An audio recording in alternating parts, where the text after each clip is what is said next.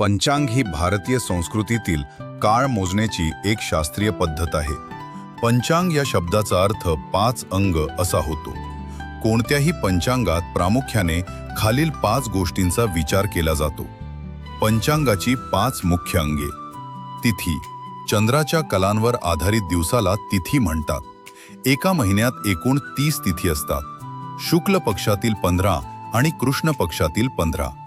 वार. सूर्योदयापासून दुसऱ्या सूर्योदयापर्यंतचा काळ. आठवड्याचे 7 वार सोमवार ते रविवार यात येतात. नक्षत्र. आकाशातील ताऱ्यांच्या समूहाला नक्षत्र म्हणतात. एकूण 27 नक्षत्रे आहेत. चंद्र दररोज एका नक्षत्रातून प्रवास करतो. योग. सूर्य आणि चंद्र यांच्या अंशात्मक अंतरावरून योग ठरवला जातो.